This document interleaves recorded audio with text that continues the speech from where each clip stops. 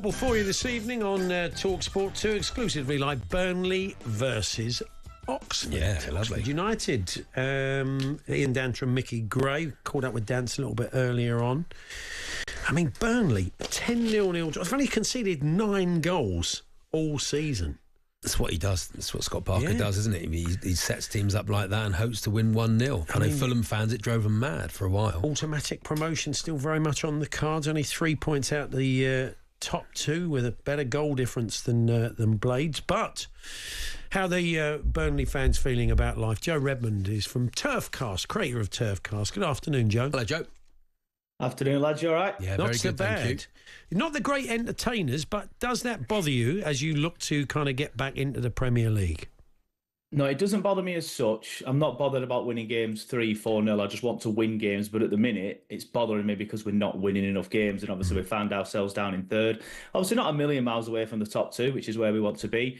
But Sunderland look very impressive. Every time I've watched them, I've been very impressed with Sunderland. They've got a brilliant midfield. And obviously, Lefebvre coming in, he looks a different breed, a bit of a cheat code in the Championship.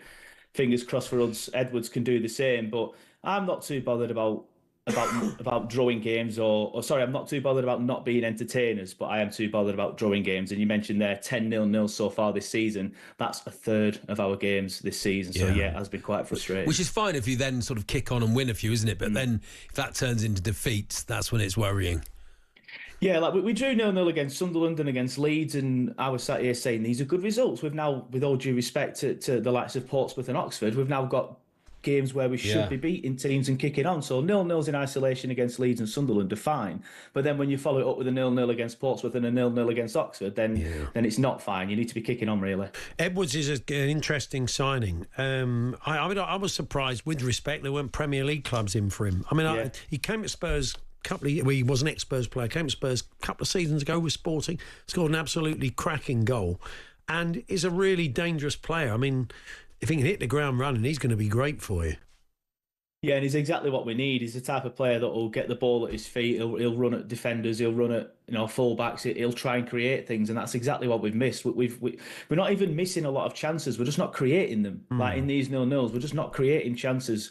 We did miss Brownhill against Portsmouth. To be fair, I'm not sure whether he's back tonight. Obviously, we've not really seen anything yet. But fingers crossed, we can have Edwards hitting the ground running, like you say. I'm not sure whether he'll start tonight, but I'm hoping to see him, especially if it's 0-0 after 75 minutes. We're going to need to do something. Playing Oxford at the wrong time, really. Gary Rowett's really got them playing. Yeah. He's come in, he's galvanised them, he's got them scoring goals, they're pushing up the table. They come in with a bit of momentum, actually, Joe. They do. I think that that they're unbeaten in quite since he's took over. I think 5 games, 3 draws and 2 wins.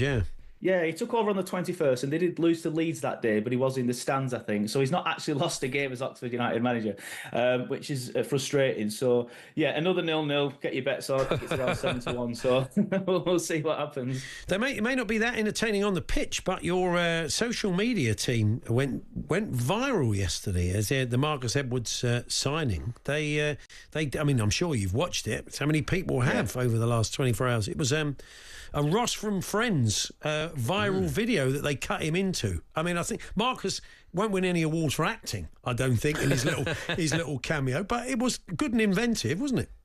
Yeah, and they always are. Like it's probably one of the best things about our signings. Like there's always a brilliant video. Like it's become sort of like a thing now. But people expect good videos from the Burnley social media team, and they deliver every single time. To be fair, my personal favourite recently has been the Ashley Barnes one, just because he proper bought into it, as you would expect Ashley Barnes would, and really went for the acting. Whereas, like you said, Marcus Edwards yesterday, I think it was quite funny how much he didn't really want to do that, which kind of made the video as well. But they do these great videos every single time, and they've been doing them for a few years now. I always remember when we signed Peter Crouch a few years back. It wasn't as creative, as inventive as the current ones, but I think it was a robot walking into the training ground. So that one was quite good. So they've been doing it for a while, and they're all really, really good. This is a daft question. I'm going to ask you now, Joe.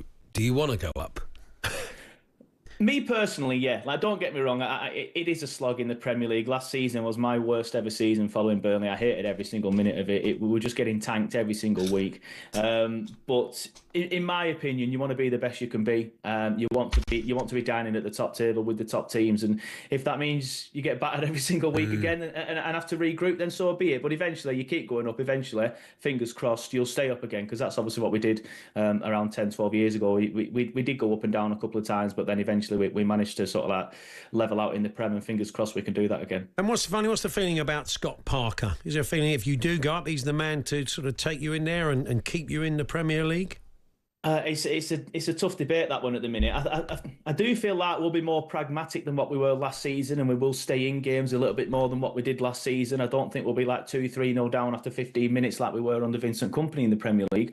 But whether he's enough to keep us up, I'm not sure. Hopefully the board as well. I mean, hindsight's a wonderful thing. I wanted to keep Kompany throughout all of last season and even this season before he left.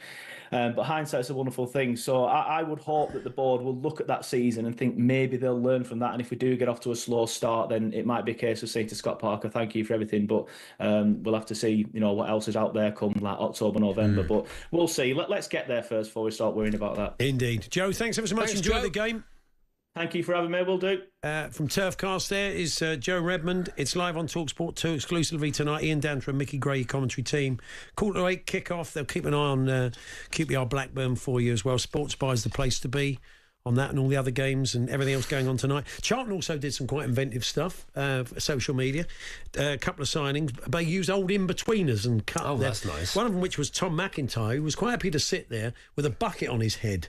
And I was thinking, players at, with respect to that level, I mean, it's, but can you imagine like Kylian Mbappe? He's saying to him, when you sign for just put a bucket on your head, Kylian, would you? But good old Tom, he was a good sport and he went along with it.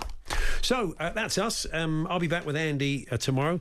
Rupert Bell's going to join us. I'm sure we'll talk a bit of Villa. He's also going to be live at Willie Mullins Yard. So starting to build up to Cheltenham. He's been invited, has he, to Willie Mullins Yard? He's not breaking in. Turning up. Not breaking in. Okay, good news. But coming up next, plenty to talk about, plenty of stuff going on, reflecting on the window and more. It is Andy Goldstein and Darren Bentwood Drive. Have a good evening.